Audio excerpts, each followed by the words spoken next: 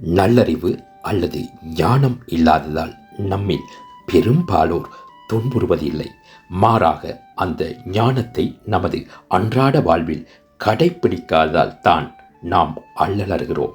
உங்களுக்கு மன அமைதி வேண்டுமென்றால் நீங்கள் செய்யக்கூடாது என எதையெல்லாம் உள்மனது சொல்கிறதோ அந்த எல்லா காரியங்களையும் செய்யாமல் நிறுத்துங்கள். அதைப்போல் நீங்கள் செய்ய வேண்டும் என்று உள்மனது நினைக்கும் காரியங்களை உடனே செய்ய தொடங்குவதும் அதைப்போல் முக்கியத்துவம் வாய்ந்ததாகும். இது உங்களை நன்னறிப்படுத்தும்.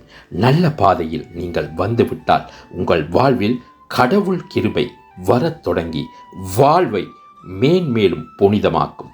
நீங்களும் மன அமைதி பெற்று உங்களை சுற்றிலும் அந்த அமைதியை பரப்புவீர்கள். பிறரிடம் நம்பிக்கை தேவை. எளியவரிடமும் அன்பு காட்ட வேண்டும். தன்னலமின்மையை கடைப்பிடிக்க வேண்டும். பணமோ பொருளோ ஒரு புன்னகையை கூட தானம் செய்ய வேண்டும். வைராக்கியத்தை கடைப்பிடிக்க வேண்டும். பக்தியை வளர்க்க வேண்டும். இந்த குணங்கள் எல்லாம் திடீரென்று ஒரே நாளில் நம்மிடம் வந்துவிடாது.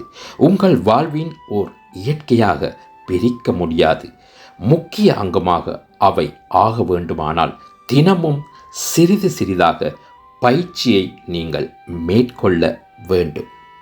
எமது யூடியூப் சேனலான வாய்ஸ் ஆஃப் யூனிட்டி சேனலை பார்வையிட்டு எமது சேனலை சப்ஸ்கிரைப் செய்யுங்கள்.